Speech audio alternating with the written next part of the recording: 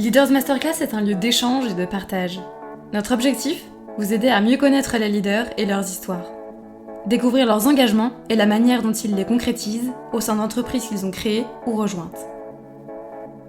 Quelles histoires personnelles les ont amenés à défendre certains sujets plus que d'autres ? Comment ont-ils concrétisé leurs croyances dans le monde professionnel ? Vous le découvrirez dans le podcast Leaders Masterclass. Bonne écoute ! Aujourd'hui, nous sommes allés à la rencontre de Mercedes Serra, fondatrice et présidente d'une des plus belles agences de communication françaises, le groupe BETC. Mercedes, leader passionnée, inspirante, militante, nous parle de son parcours de vie et des épreuves qui ont fait d'elle la femme engagée qu'elle est aujourd'hui. Avec nous, elle revient sur les temps forts de sa carrière et passe un message optimiste aux nouvelles générations.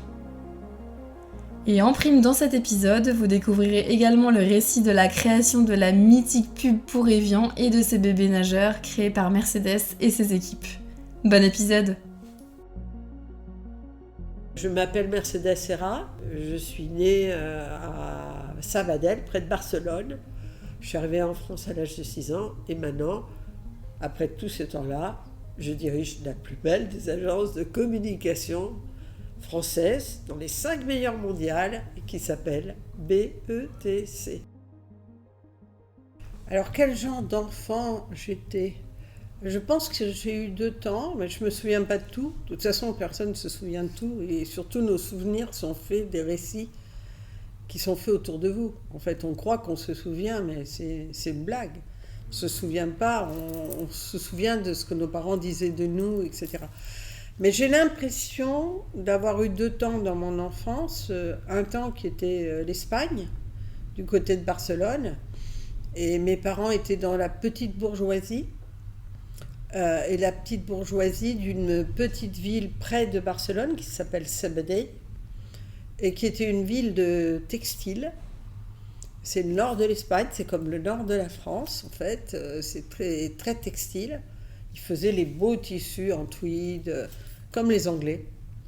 Et le milieu dans lequel j'étais était quand même un milieu assez gai.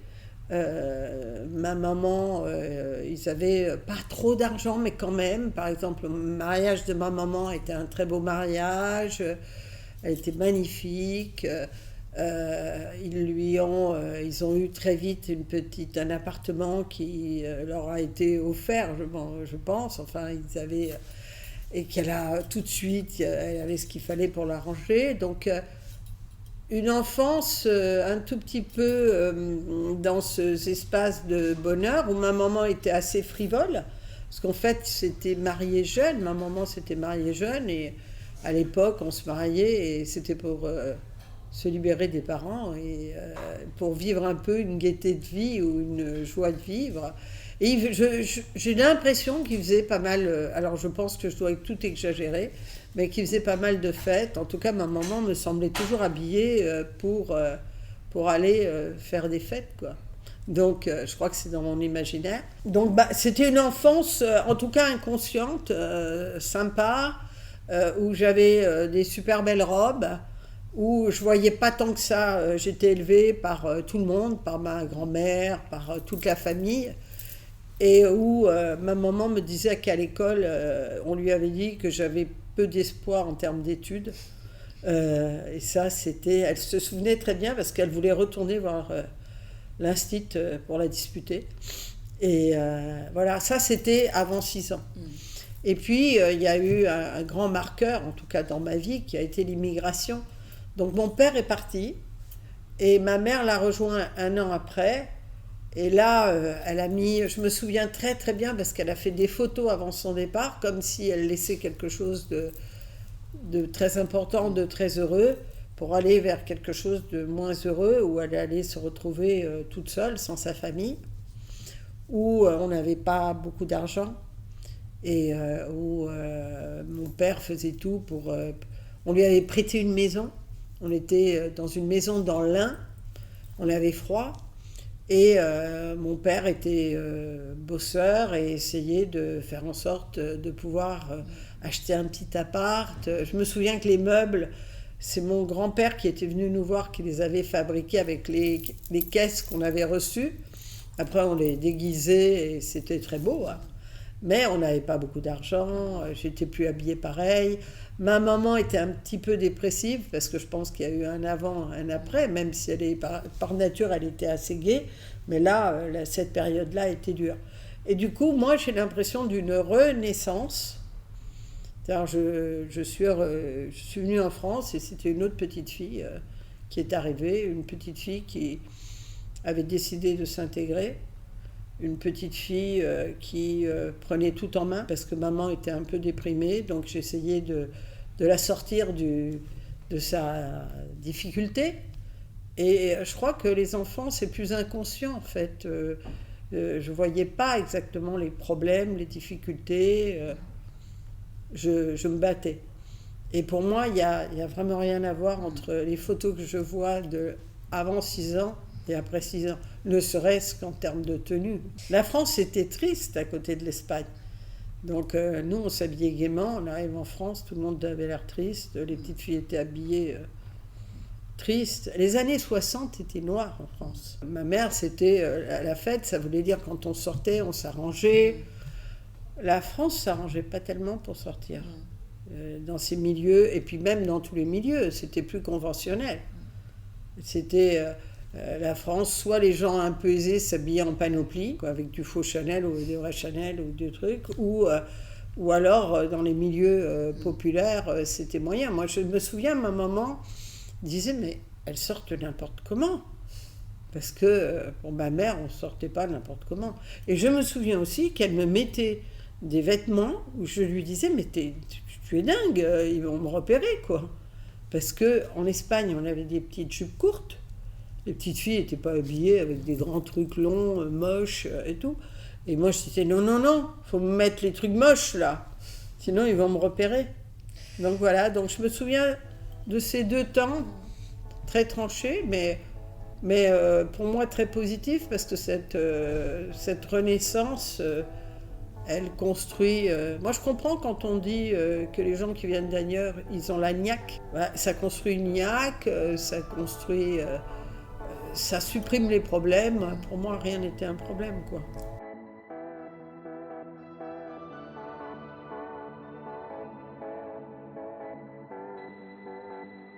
J'ai été une enfant responsable parce que je menais tout, en fait.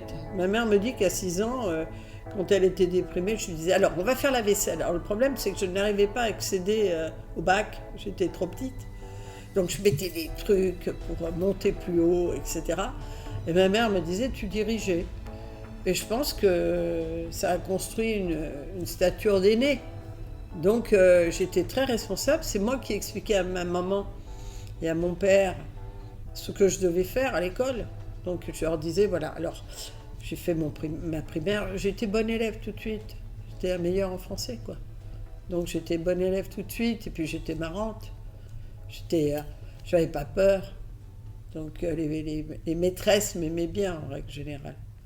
Voilà, j'étais présente. Et après, j'ai conduit ma route. J'ai dit à ma maman, moi, je sais ce qu'il faut faire, il faut apprendre le latin. J'ai dit, le latin, mais pourquoi faire? Je te dis qu'il faut apprendre le latin en France. Ah bon, d'accord, on apprend le latin. Puis après, je lui ai dit, je te dis qu'il faut que je prenne allemand. Moi, j'avais compris où étaient les meilleurs élèves, quoi. J'avais compris le parcours. J'ai pris grec, évidemment. Donc, en fait, j'ai déjà été expulsée de l'endroit où j'ai été, puisqu'il n'y avait pas latin et grec allemand, j'étais toute seule. Donc, j'avais compris que l'école, c'était une chose fondamentale pour bouger. Et j'avais ça. Et après, j'étais une gamine bourrée je crois que j'avais beaucoup d'énergie. J'étais pas tellement dans le jeu. Il paraît que je jouais... j'avais une petite copine à côté de chez moi et... Un jour, elle est venue jouer un dimanche et donc j'ai sorti toutes mes affaires de poupées, de maison et tout. J'ai installé tout et quand tout a été installé, je lui ai dit on range. Et elle a dit mais quand est-ce qu'on joue? Et moi on avait déjà joué, on avait installé. Donc j'étais pas tellement dans les jeux d'enfants, j'étais déjà dans une envie de faire, puis je rêvais de pouvoir avancer, d'étudier. J'adorais les études. Un des enjeux clés, ça a été l'apprentissage du français, évidemment. Parce que vous arrivez en France, en plus, moi, c'était compliqué, je parlais catalan. Donc, les gens me disaient, tu parles quoi? Je disais espagnol. Et alors, ils se mettaient à parler, je comprenais rien. Alors, je disais à ma mère, attends, je comprends pas le français, mais je crois que je comprends pas non plus l'espagnol. Veux-tu me dire cette langue que je parle, c'est quoi exactement? Et ça a été... c'était très important pour moi parce que d'abord c'est difficile quand on arrive, les enfants ne sont pas gentils. De toute façon, ils ne sont pas gentils. Même aujourd'hui, quand on voit les cas de harcèlement et tout, on se dit oh là là, on ne se rend pas compte qu'à l'école c'est sauvage quand même. Pour la différence. C'est difficile d'admettre la différence. Donc moi, ils se moquaient de moi, de mon accent, de tout. Donc je me suis tue pendant 6 mois. J'ai appris en fait le français sur France Inter. Et quand j'ai reparlé, je me suis vraiment... j'ai plus rien dit pendant 6 mois. Et quand je me suis mis à reparler, je parlais le français beaucoup mieux qu'eux. Parce que j'avais adoré ça. J'avais appris avec presque gourmandise cette langue que j'adorais. Parce que c'était la langue qui allait me permettre d'être avec les autres. Donc j'ai très bien appris mon français. Il n'y a rien qui a été une formalité. D'ailleurs, avec moi, rien n'est jamais une formalité parce que je prenais tout au sérieux. Hein. Donc, non, en plus, j'étais dans un très bon lycée qui était... j'ai passé mon bac à Lamartine ou à Fénelon, je ne sais plus. Mais j'étais entourée de filles très intellectuelles qui avaient été aidées par leurs parents. Donc moi, c'était un peu comme une enfant... désordonnée, quoi. Moi, par exemple, j'avais tout étudié, mais tout dans n'importe quel sens, quoi. Pas ce qui était efficace pour les grandes écoles ou pas. J'avais étudié. Donc, non, j'avais rien qui était une formalité. Donc, je me suis toujours appliquée. Donc, j'ai eu le bac, en effet, mention très bien. Mais tout était important pour moi.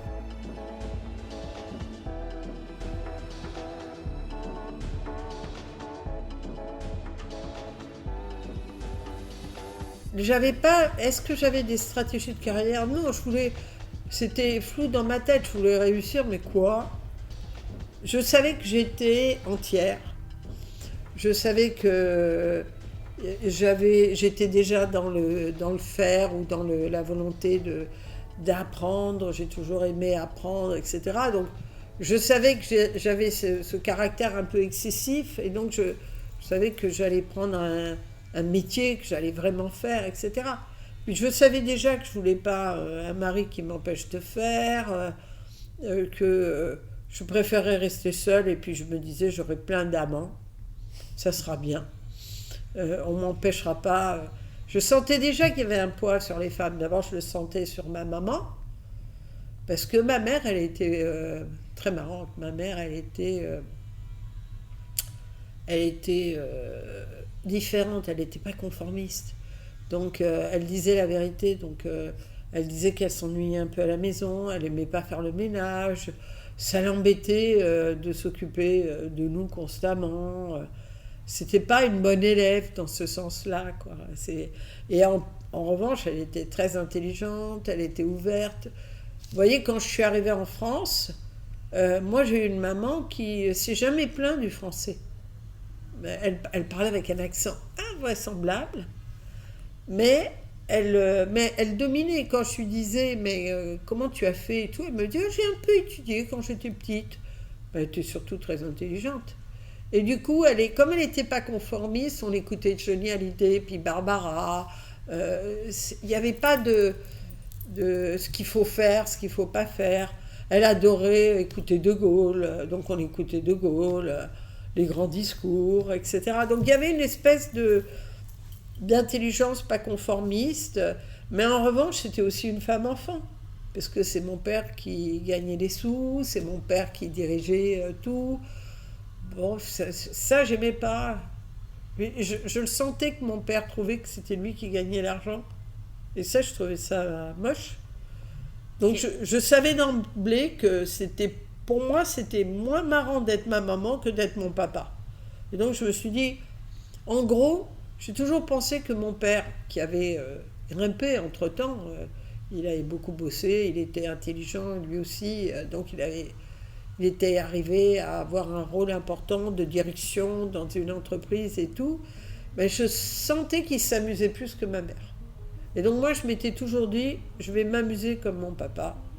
Et j'ai toujours pensé que le travail de la maison était un travail dur, un peu ingrat, et que c'est sympa quand on vous aide chez soi.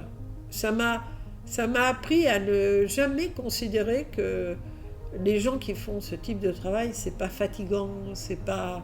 Je trouve qu'on est gâté quand on est aidé. Après le bac, ça a été simple, hein. Pour moi, c'était les lettres, encore les lettres, quoi. C'est le français. Je croyais que... En fait, je n'avais pas tellement réfléchi à des carrières. J'avais pensé à avocat, mais mon père m'avait dit une phrase en me disant les femmes sont toujours les avocats des divorces. Alors, je me dis, ah non, mais moi je ne veux pas être avocate de divorce, je ne sais pas pourquoi. Les gamins, ça prend des phrases. Et après, il y avait prof de français, parce que le français, c'était la plus belle langue du monde, et c'était tellement intéressant. Et donc j'ai fait d'hypocagne, cagne, recagne. Donc j'ai eu du mal, parce que j'ai énormément bossé pour les concours, et je n'ai pas eu l'école normale, sup. J'ai eu les IPES quand même, parce qu'on m'a payé pour que je sois prof, parce que j'étais une bonne élève. Après la fac, c'était facile. Mais c'était dur, c'était l'époque où les cagnes étaient dures. Moi, j'étais au foyer des CN parce que mes parents avaient déménagé, étaient à Perpignan, dans le 16e. L'ambiance était, les filles bossaient comme des dingues. On nous disait toujours que c'était pas bien. C'était très français. C'est-à-dire, vraiment, les prépas, comme on n'en fait même plus là. Donc, mais en même temps, ça a été très dur. Ça m'a un peu freiné dans le sens où moi j'avais une spontanéité, une écriture facile. Ça m'a un peu bloqué tout ça. Mais ça m'a appris des choses. Ça m'a appris par exemple qu'il ne faut jamais dire oui, bah, il suffit de vouloir. Ça, c'est des mots arrogants, quoi. Ben non, il ne suffit pas de vouloir. Il y a des gens qui veulent et ils n'y arrivent pas. Et on n'arrive pas à tout. Et parfois on veut. Et puis moi, je jouais jamais. C'est-à-dire que je ne pouvais même pas dire ah, j'ai pas fait ce qu'il faut. Ou je préférais m'amuser. Pas du tout. Je bossais comme une dingue. Donc quand vous avez un échec, vous le prenez frontalement. Donc ça, c'était intéressant. Parce que ce que j'ai étudié était super intéressant. Et puis cette tonalité-là, moi j'étais assez solide pour la vivre. Il y a des gamines qui le vivaient mal. Il ne faut pas que ça fragilise sans arrêt. Mais moi, comme j'étais quelqu'un de tellement assuré, ça a construit un joli équilibre humain. Donc c'est pas mal.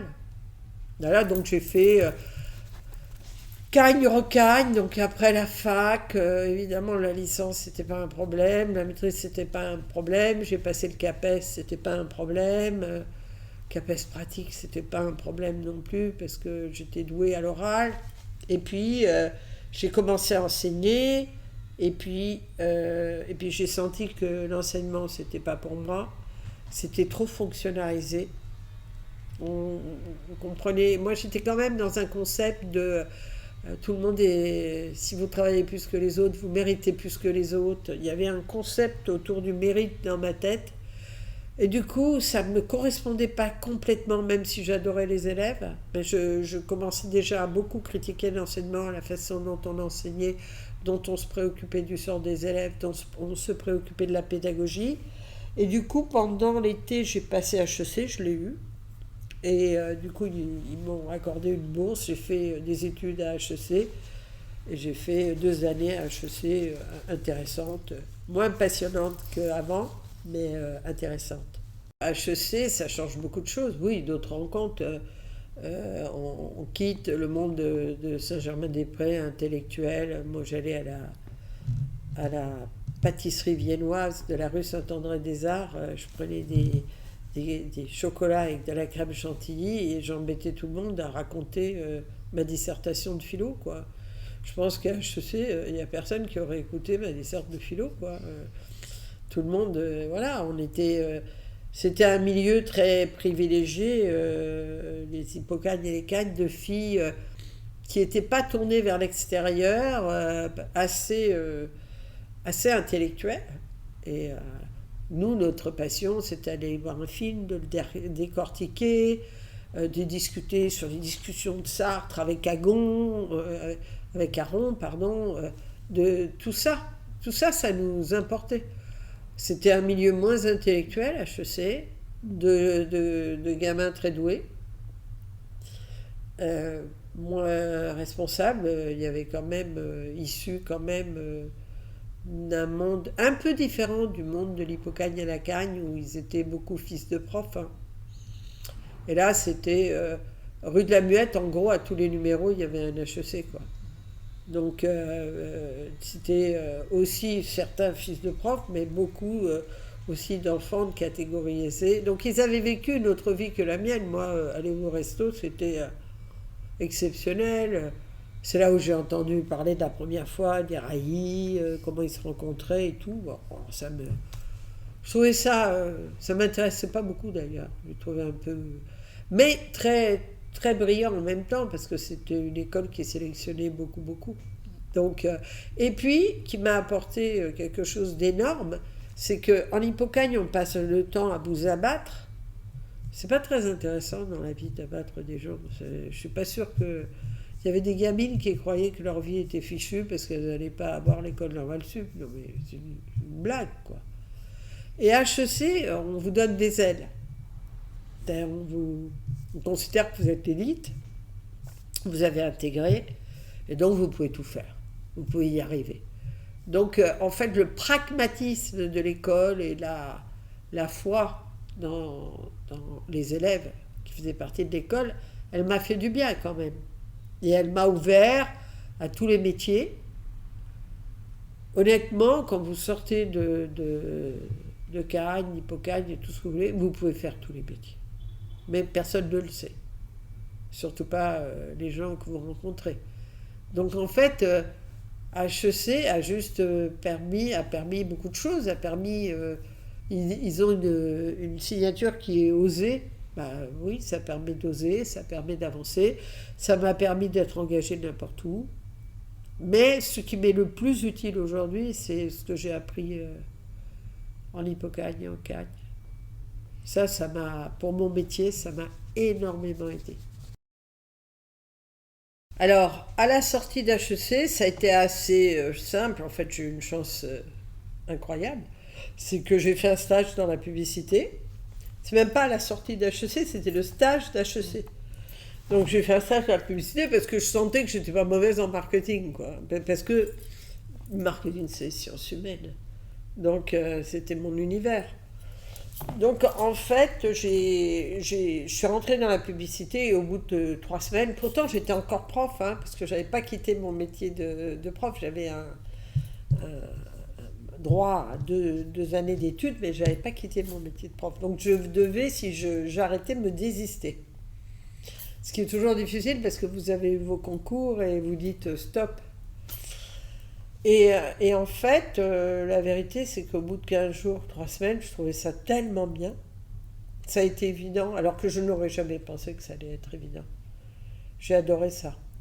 Donc, je pense que c'est une de mes plus grandes chances parce que dans la vie, je trouve que c'est difficile pour les jeunes de trouver, de savoir pourquoi ils sont faits. Il faut trouver des trucs qui vous vont bien à chacun, qui font que plutôt vous réussissez plutôt que pas, parce que les êtres humains, c'est pas fait pour qu'on les embête tout le temps, qu'on leur dise qu'ils vont pas.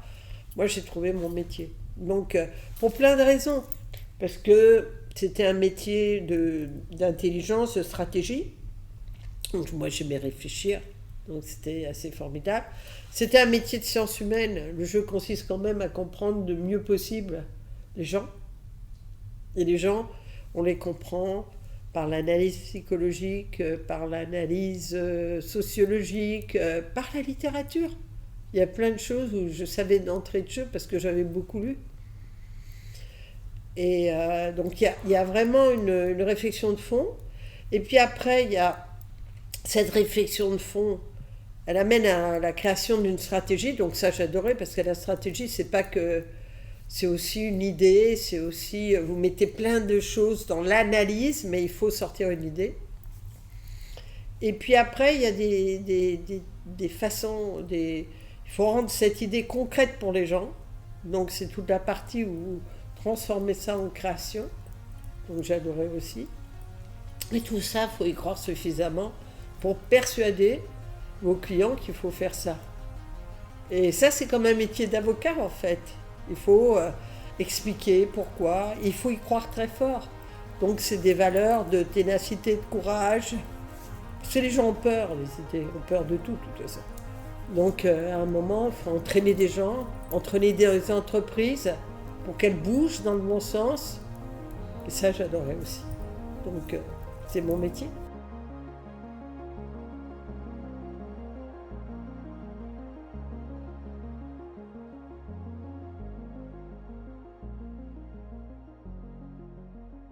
La création de BETC, non, j'ai d'abord fait 14 années chez Saatchi.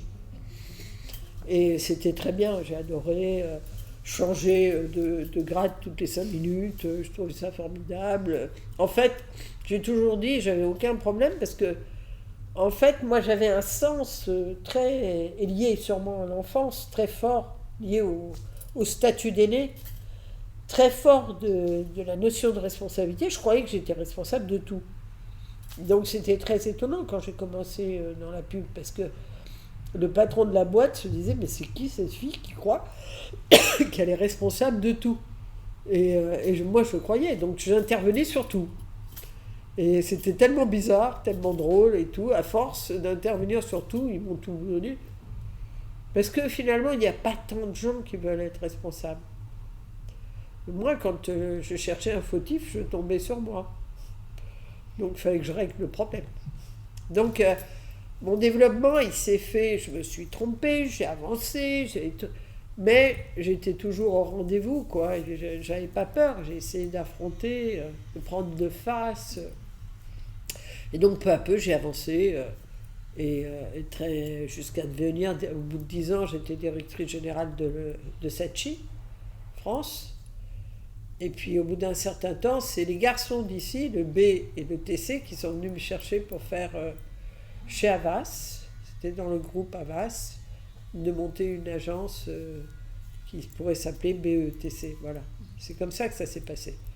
Mais moi j'ai eu du mal à quitter ma première agence. De toute façon, je déteste quitter, donc je suis arrivée ici en pleurant. Bien sûr, il y avait mon nom sur la porte et tout, mais j'aimais l'agence que je laissais, j'avais tout organisé, j'aimais les gens, voilà, j'aimais les clients. Alors, on oublie qu'on est plusieurs, il ne faut pas. En fait, la vérité, c'est qu'il y avait, les gens que j'ai rejoints étaient forts. Babinet, directeur de création, le B, et Eric Tonkyong, le T et C. Il avait 2 initiales, parce qu'il s'appelait Tonkyong. Et c'était pas facile pour moi, parce que quand je suis arrivée, je me rendais pas compte que ça allait être quand même un échange avec des associés, qu'il fallait s'entendre et tout. Je pensais qu'il n'y avait pas d'enjeu, que ça allait le faire simplement. Ça ne l'a pas fait simplement, parce que c'était 2 garçons, ils étaient assez contents d'eux. Je me demandais si parfois je faisais pas le travail pour eux. Il y avait des choses qui me rendaient C'était pas facile, on va dire. Et puis, au bout d'un certain temps, Eric est parti, Tonkyong, et je suis restée avec Rémi, c'était déjà plus simple. Et puis surtout, j'ai décidé à cette époque-là que j'allais apprendre d'eux ce qui était bien, mais n'allais pas bouger sur ce que je considérais important. Et j'ai considéré que c'était autant chez moi que chez eux. Donc j'ai tenu bon et on a trouvé un mode. Et on a écrit une histoire. Et c'est devenu un succès. Mais mon associé est très important dans ce succès. Après, c'est pas facile tous les jours de vivre avec moi qui suis peut-être plus connu, mais il a beaucoup d'orgueil et beaucoup de force. Donc on fait jamais rien, on fait pas une entreprise seule. C'est quand même justement la capacité à tenir avec les associés la capacité à pas quitter tout de suite parce que le type est désagréable, je sais pas trop quoi. C'est comme un couple, hein. C'est-à-dire, si au moindre problème, vous partez en courant. Et après, cette agence est une réussite parce que c'est une histoire de talent. Et pour avoir des talents, il faut accepter plein de choses, hein, parce que les gens, ils ne viennent pas si ils sont dirigés comme des enfants, ou faut leur laisser une grande place, quoi. Ça, j'ai assez vite compris, et c'est la force de BETC, d'avoir considéré qu'on n'a jamais assez de talent, qu'il faut faire un effort pour avoir des talents, qu'il faut leur laisser de l'espace, que ce métier est une chaîne d'intelligence. C'est la force de BETC, ça. J'ai toujours pensé que c'était médiocre de ne pas chercher à faire venir des gens dont on pouvait penser qu'ils étaient meilleurs que soi. J'ai toujours pensé qu'il fallait aller le plus loin possible. Et que si à la limite j'étais moins bonne, c'est pas grave, je serais en dessous, quoi. Puis c'est pas grave. Et donc c'est toujours... ça se mérite finalement d'être patronne. C'est-à-dire... De temps en temps, quand j'engage quelqu'un, je ne sais pas où je suis. J'attends. Mais je travaille pour apporter quelque chose, pour créer une différence. L'autre jour, j'ai été nommé commandeur des arts et lettres, et c'est Pape Liad qui m'a remis la... Et il a parlé de la stratégie d'Évian, j'en revenais pas, notre ministre qui parlait de la stratégie d'Évian, mais c'était le cas. Et je lui avais expliqué qu'il y avait 2 types d'eau dans la vie. Il y avait l'eau était très importante, globalement l'eau c'est clé. Et que dans l'eau, il y avait 2 grands mythes. Il y avait le mythe de l'eau qui nettoie tout, et il y avait le mythe de l'eau qui apporte la vie. Et que c'était 2 mythes différents, et que dans le cas d'Évian, il pouvait faire les deux. En termes de produits, il est diurétique, Évian a toutes les qualités, ou pour apporter la vie, ou pour être nettoyé, mais dans la tête des femmes françaises, des consommatrices, il y avait un bébé qui était là, parce que c'était aussi l'eau de leur bébé à la naissance. Et l'eau de bébé, dans la tête, c'est pas diurétique. Et même si les médecins derrière les femmes leur disent « mais c'est diurétique », elles ne veulent pas le croire, parce que l'imaginaire est plus fort que le réel. Et c'est la raison pour laquelle moi j'ai travaillé l'angle de la vie. Et puis ensuite j'ai croisé ça avec les aspirations humaines d'aujourd'hui. Et en fait, quand on boit de l'eau, on sait qu'on a une démarche de bien-être ou de santé. On n'est pas inquiet sur la santé qu'apporte l'eau. On sait qu'il faut boire, etc. Mais cette santé, elle a été colorée d'une certaine façon, aujourd'hui. C'est qu'on est probablement une des générations qui a gagné le plus de temps à vivre. 20 ans, 20 ans. On a gagné 20 ans, 20 ans. Et donc, une des obsessions de chacun, c'est ok, mais comment on va les vivre? Et ce que l'on souhaite, c'est pouvoir conserver finalement la jeunesse qui est en soi le plus longtemps possible, et pas perdre le bébé qui à l'origine est un indicateur de jeunesse quasiment. Et donc quand on a raconté ça, on s'est ancré sur des mythes fondateurs, et on a raconté quelque chose qui est extraordinairement humain. C'est que, en fait, vous savez que les vieux, ils sont vieux pour les autres, mais pour eux. D'ailleurs, quand les gens vieillissent, ils se relient à leur enfance.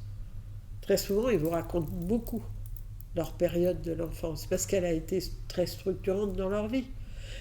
Et ça raconte toujours que, en fait, le vieillissement, c'est un truc extérieur, à part si vous tombez malade, ou si vous passez dans un autre monde, celui de la dépendance et tout, c'est les autres qui vous trouvent vieux, quoi. Et donc, de pouvoir dire à chacun que selon ce qu'il va faire dans sa vie, il va garder ce bébé qu'il a toujours dans lui et transformer le bébé à qui on donnait le sein, et donc le biberon, en bébé imaginaire, bébé symbolique, qui dit la force et l'énergie de chacun. Évidemment que ça marche, puisque vous constituez, vous travaillez sur des mythes très importants. C'est ça la pub, c'est de réveiller des choses auxquelles les gens croient déjà très fort. Vous pouvez pas, vous êtes pas dans, vous inventez pas tout, vous travaillez sur un fond de culture, de ce que ressentent les gens, et qui va se réveiller plus ou moins selon ce que vous faites et ce que vous montrez.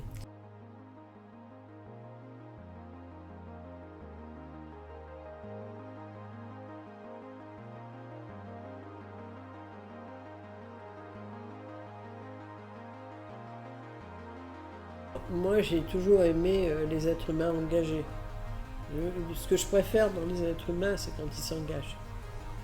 Et quand ils ont le courage de penser quelque chose, et quand on a le courage de penser quelque chose, moi j'aime bien qu'il y ait une action liée. Donc le faire. Après, moi je suis née positive. Je suis super optimiste. J'ai beaucoup de chance, c'est une chance ça. J'ai eu une petite période de dépression. C'était bien aussi parce que je me suis rendu compte de ce qu'était la dépression. Et donc maintenant, je suis jamais désagréable avec des gens déprimés. Je me dis juste que j'ai de la chance de me lever de bonne humeur. Donc, quelles que soient les catastrophes du monde, ça ne m'intéresse pas de pleurer, quoi. Ce qui m'intéresse, c'est d'essayer d'arranger les choses.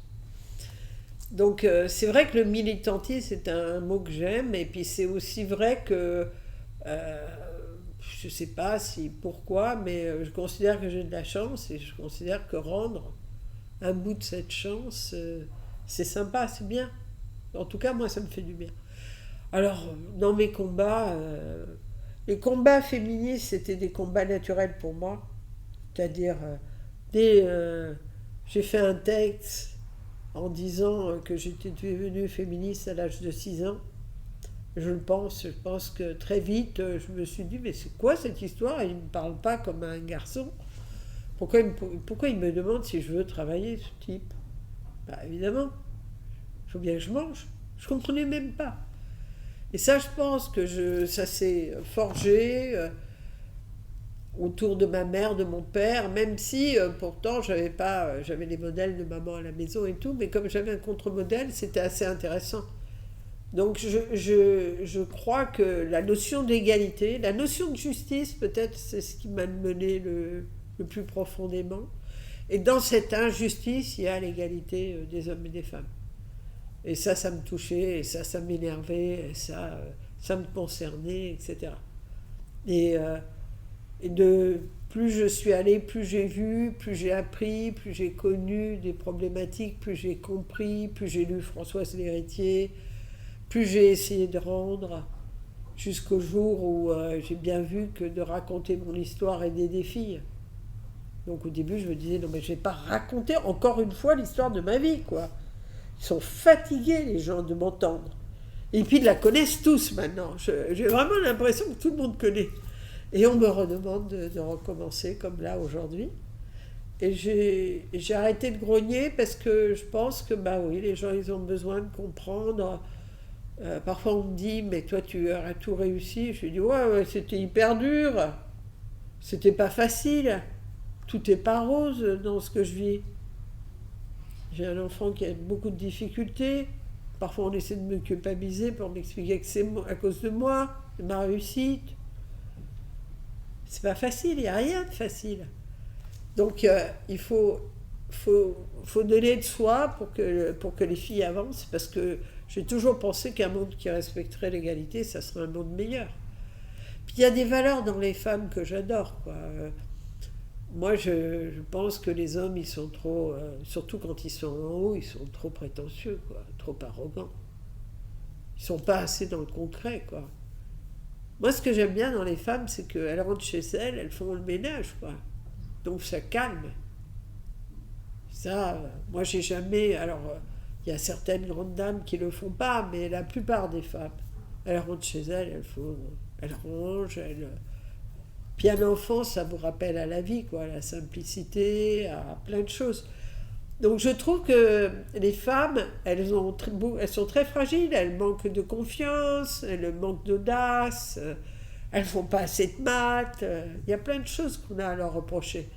Mais elles sont aussi magiques, c'est bien de ne pas toujours penser qu'on est doué pour tout et tout. C'est bien de douter, On ne veut pas un monde qui tout d'un coup bascule les femmes et en fait des hommes, mais on veut des hommes qui gagnent un peu d'humanité avec les femmes. Et je pense qu'il y a un jour où les femmes ne seront plus comme les femmes, les hommes ne seront plus comme les hommes aujourd'hui, mais ils auront créé un monde plus intéressant. Ils auront tous changé. Et donc moi je crois beaucoup à ça, et ça me porte, comme m'ont porté toujours des valeurs. Je suis arrivée en France, j'étais différente, pas très, hein, catalane et espagnole, ça va, hein, j'étais blanche, ils ne s'apercevaient même pas. En plus, je suis plutôt pas typée espagnole, donc ils ne s'apercevaient pas de grand-chose. Mon prénom, on leur disait bien qu'il y avait un problème, mais enfin bon, c'était pas très grave. Et malgré tout, j'ai été marquée par mon immigration. Donc, la sensibilité à la diversité, à la différence, le respect aussi pour les gens qui viennent et qui ont des problèmes, qui ne sont pas nés ici, qui ont choisi de devenir français, qui n'ont pas eu la même chose que ceux qui étaient nés ici. À la fois, je trouve que c'est une chance. Par exemple, moi, mon immigration, je considère que c'est une chance. Probablement, je suis plus intéressante immigrée que pas. Et je pense que c'est une chance pour la France aussi.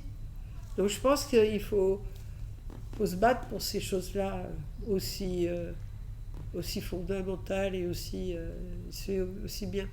Mais déjà petite, je me battais contre l'injustice. Mon père, j'étais pas française à l'époque, j'étais pas naturalisée. Et à l'école, j'étais insupportable parce que j'étais déléguée de classe et j'avais peur de rien. Donc j'allais toujours défendre les enfants qui n'allaient pas. J'allais leur expliquer que l'école n'était pas égalitaire parce que moi, ils m'avaient mis dans une très bonne classe, mais il y avait qui était dans une plus mauvaise classe et que c'était pas normal. Et mon père avait peur, il me disait « tu vas te faire expulser ». Et quand je suis devenue française, donc naturalisée, je me suis dit chic, je vais pouvoir grogner. Pas que. J'ai pu pouvoir aussi dire qu'il y a des trucs formidables en France et qu'on perd un peu l'école publique qui avant était meilleure que la privée. On perd un peu tout ça. Donc comment est-ce qu'on remet les pendules à l'heure? Donc tout ça, voilà, tout ça, ça m'a intéressée. J'ai envie de dire beaucoup de choses aux jeunes parce qu'il y a des jours où ils m'énervent. Et pourtant, je pense que c'est l'avenir, donc il ne faudrait pas qu'ils m'énervent trop. Parce que je pense que on a quand même envie de leur dire que ça ne sert à rien de passer son temps à critiquer les gens d'avant. Enfin, moi, je ne me vois pas dire à ma mère « Oh, bah toi, tu étais à la maison, c'est horrible, comment t'es... » C'était l'époque. Même MeToo, Dieu sait que je trouve que le mouvement est un mouvement formidable, mais me retourner pour dire à un type, il y a 10 ans, alors, pas les histoires de viol et de trucs comme ça, mais il y a 10 ans, tu faisais des blagues salaces, mais enfin, ils faisaient tous des blagues salaces, quoi. Donc, voilà. Moi, je veux pas détruire le musée de l'immigration parce qu'il y avait les colonies avant, quoi. Et je veux pas détruire Versailles. Je suis pas intéressée par le retour au passé. Parfois, je trouve que les jeunes d'aujourd'hui, ils engueulent la génération précédente, mais on s'en fout. Il n'y a qu'un truc qui compte, c'est de regarder de l'avant et voir ce qu'ils font eux. Et donc, moi je dirais aux jeunes, allez-y les gars, regardez pas en arrière. Soyez empathiques avec vos parents, avec ce que vous appelez les vieux, parce que ce qui compte, c'est ce que vous faites là, vous. Ne pensez pas que tout d'un coup la planète est totalement foutue, c'est pas vrai. C'est pas vrai. Les gens d'avant, on s'en rendait pas compte. On n'a pas dit ça. Moi, je me souviens d'une campagne de pub qu'a fait une de mes grandes créatives, et qui était une campagne de pub sur la cigarette. Et donc, c'était des images anciennes. Il y avait une DS, voiture, DS, et puis le couple devant et les enfants derrière. Et le couple fumait. Et les enfants derrière, ils s'asphyxiaient totalement. Mais à l'époque, qui savait que... Est-ce qu'il y avait prise de conscience que quand ils fumaient comme ça, ils étaient juste en train de les infecter? Ben, on ne le savait pas, et ils ne faisaient pas exprès, et ils aimaient leurs enfants, on va dire. Ça, c'est très très important de comprendre ça, que c'est pas ça qui compte. Ce qui compte, c'est retournez-vous sur l'avenir. Bien sûr qu'il est temps, il est toujours temps. Bien sûr, on va changer les choses. Après, on va pas changer les choses sans oublier les êtres humains. Et il faut pas dire n'importe quoi. Je pense aussi une chose très importante sur la nouvelle génération, c'est qu'elle évite les clichés. Il faut tout le temps une époque de transition. Donc comment on va faire ? On est en train de dire à Total, on insulte Pouyanné, qui au demeurant est un type remarquable, qui est en train de changer sa boîte. On l'insulte sans arrêt, et quand on n'a pas de pétrole, on devient dingue. On se bat quasiment pour avoir du pétrole. Et quand on réfléchit à l'Ouganda, j'ai appris l'autre jour que la Norvège avait beaucoup plus de zones pétrolières qu'à l'Ouganda. Et personne n'a grogné contre la Norvège. L'Ouganda, c'est un des pays les plus pauvres du monde. Donc bien sûr, il ne faut pas faire n'importe quoi. Mais un pays de l'Afrique sans énergie ne peut pas s'en sortir. Donc, comment on ne simplifie pas tout ? On essaie de comprendre c'est quoi les bonnes transitions. Comment est-ce qu'on peut accompagner les humains ? Comment est-ce que les gens du Nord ne donnent pas des leçons aux gens du Sud en leur disant mais il faut faire des économies d'énergie. Ah bah oui, moi j'ai pas de lumière, moi j'ai pas de chauffage, moi je suis dans la pauvreté. Comment est-ce qu'on raisonne avec nuance et intelligence ? Je suis sûre qu'ils vont y arriver. Ils sont sûrement formidables et ils vont y arriver. Et les petites filles d'aujourd'hui, elles ont l'air d'être énervées contre le fait qu'on les traite différemment des garçons. Donc je leur fais confiance. Ils vont y arriver.